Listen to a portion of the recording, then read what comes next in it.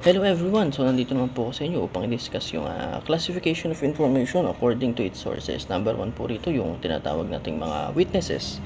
Sila po yung mga nakakita ng isang krimen. For example, nakita ko po na aksidente si A and B. Ayun. So pwede po magbigay ng isang information kasi nakita ko po kung ano yung pangyayari. Next, dito naman tayo papasok sa mga victims. Yung mga victims po yung mismo mga nakaranas ng aksidente. No? Pwede po sila magbigay ng accurate information sa inyo from smallest to biggest details kasi sila mismo yun involved doon sa aksidente. Okay, next. Dito naman tayo pasok sa records and documents. Okay, ang records and documents naman po ay ito ay napapaloob sa mga titulo na lupa, birth certificate, and driver's license. Okay. Add ko na lang din sa driver's license natin, sa mga especially sa mga meron talaga, may makikita kayo sa license nyo nakalagay conditions. Ano yung conditions na yun? Sa likod po ng lisensya nyo, makikita nyo may conditions na nakalagay. Condition 1, condition 2, and so on.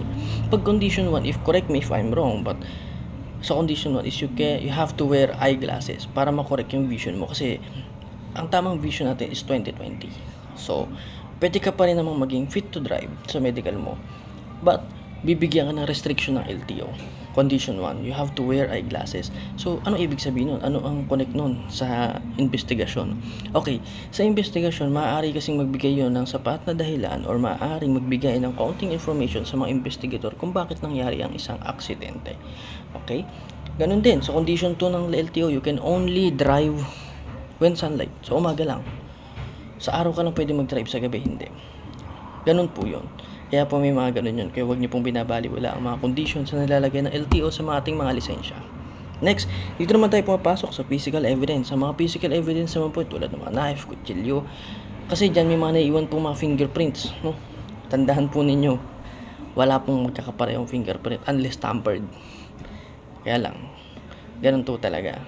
So, lahat na makikita nyo maaaring magamit as physical evidence sa mga kaso or investigations na ginagawa ninyo, pasok po doon yun. So yun lamang po at maraming salamat. Number 2, cultivated sources. These sources refer to individuals or groups who are purposely developed or maintained by investigator to provide insight or valuable information. These sources might not immediately offer information, but with nurturing, such as building trust or relationships, they can become reliable informants. Ito yung mga taong pinangangalagaan para makakuha ng information na cultivated individual or group. Number 1, example include number 1 or letter E, criminal informants. Individuals within or associated with criminal networks who provide inside knowledge of criminal activities in exchange for leniency or protection. So, ito naman yung konektado o kasangkot sa mga criminal group na nagbibigay ng info tungkol sa mga plano nila sa pulisya, kapalit ng protection o pabor. Example, sa membro ng gang. Dati siyang member ng gang, tapos nahuli siya. So ngayon, ibibigay na siya ng information sa mga pulis. Na merong kapalit na protection o pabor. Ganun yun sila, criminal informants. May alam na sila tungkol sa galaw ng criminal na yun dahil siya ay dahil siya isang criminal informant din. To be undercover agents, law enforcement officers embedded within organization or situation to gather information discreetly.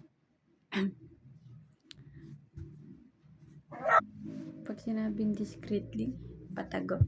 Okay. Halimbawa nito, ang undercover police na nag-akto bilang isang mamimili sa drug deal para makita at makakuha ng impormasyon. Yan, undercover. O kaya naman yung mga halimbawa, nagpanggap siyang pulubi. Na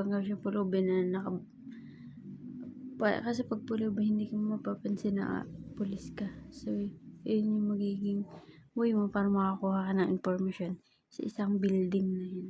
Diba may illegal na ginagawa dun, makakakuha ka ng info. C. Community contacts. Local citizens who may not be involved in criminal activities but have knowledge of the neighborhood or potential suspect. Pero man yung mga lokal na residente na hindi pa sangkot sa criminal activity. For example, ito is yung mga marites sa paligid. Dahil nga marites sila, ay meron silang alam sa nangyayari sa paligid nila.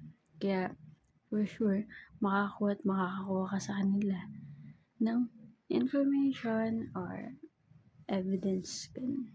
The community contacts. So, ayan.